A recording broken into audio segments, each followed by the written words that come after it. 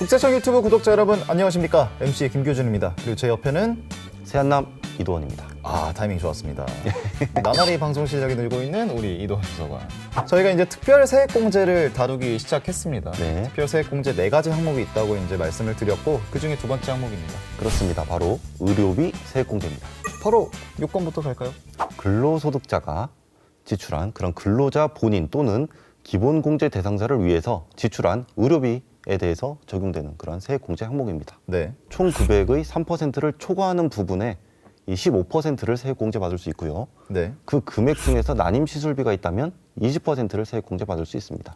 이제 본격적으로 또 차트를 달려보도록 하겠습니다. 열심히 달려보겠습니다. 자, 3위. 빠밤. 55세 어머니를 위해서 지출한 의료비 세액공제 받을 수 있나요? 여기서는 또 이제 나이 요건에 대한 의문점이 드는 거겠죠. 의료비 세액공제의 기본공제 대상자는 나이와 소득에 제한이 없습니다. 없군요. 없습니다.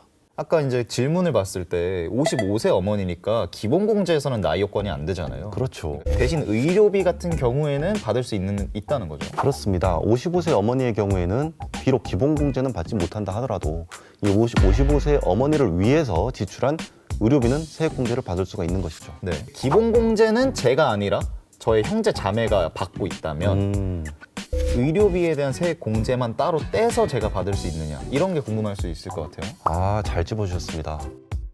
이 부분은 공제를 받을 수 없습니다.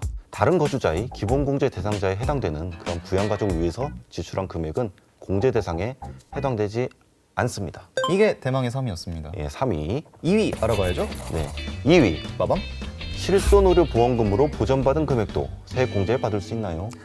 일단 어떠한 의료비가 공제 대상에 해당되는지를 먼저 살펴봐야 됩니다. 의료비의 성격. 그렇죠. 그렇습니다. 일반 치료 목적으로 이 지출한 의료비가 바로 세액공제 대상이에요.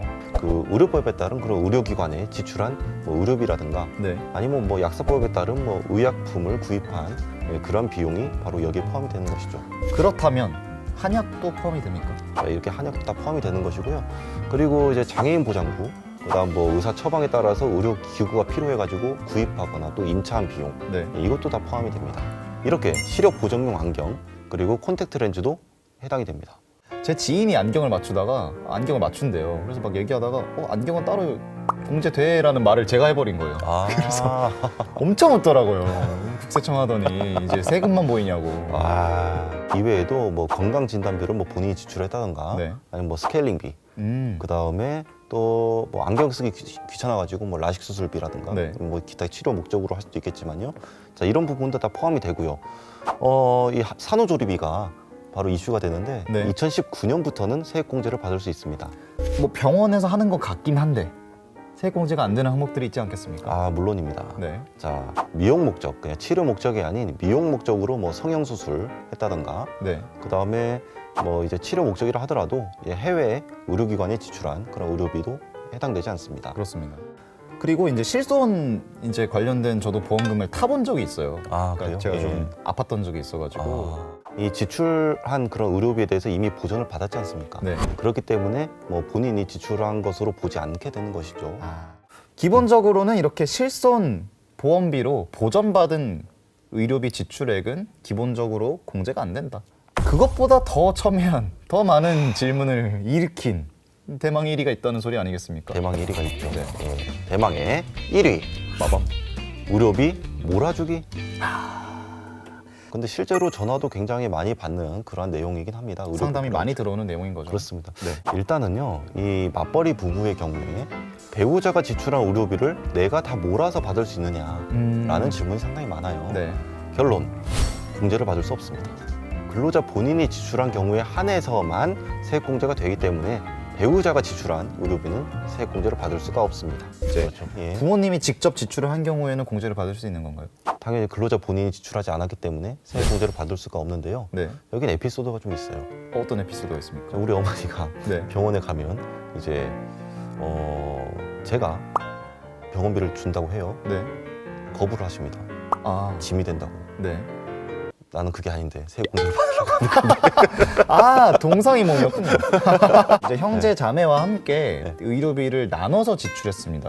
직계 존속에 대한. 나눠가지고요. 예를 들어 형이 있어요. 그럼 형이 낸 의료비가 있고 제가 낸 의료비가 있잖아요. 근데 기본 공제는 형이 받아요. 아, 형이 받아요? 예. 그럼 저는 안 되겠죠?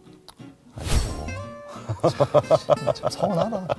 서운해. 한 사람에 대한 공제는 한 사람만 받을 수 있으니까요. 네. 자, 형이 기본 공제를 받는다면 물론 형이 지출한 금액에 대해서만 형은 받을 수 있는데 안타깝게도 동생이 지출한 금액은 받을 수 없습니다. 그렇습니다. 네. 이제 배우자가 있습니다. 근데 배우자가 자녀에 대해서 의료비 지출을 했어요. 근데 배우자도 했고 저도 했습니다. 벌써 느낌이 좀 그래요.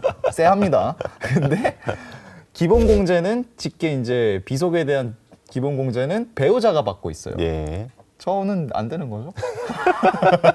굳이 제가 대답을 해야 되나요? 아이 말해주세요. 다 궁금해서 전화하는 거 아니에요 이거. 예, 이 경우는 근로자 본인이 공제를 받을 수가 없습니다. 이렇게 오늘은 의료비 세액공제에 대해서 알아봤습니다. 네. 자세하게 계산을 직접 해보고 싶으시다면 또 연말정산 서비스.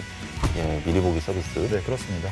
홈택스에서 직접 계산을 해보실 수 있으니까요. 한번 계산기 또 두드려 보시면 도움이 되지 않을까 싶습니다. 네. 저희는 다음 영상에서 인사드리겠습니다. 여러분 안녕. 안녕.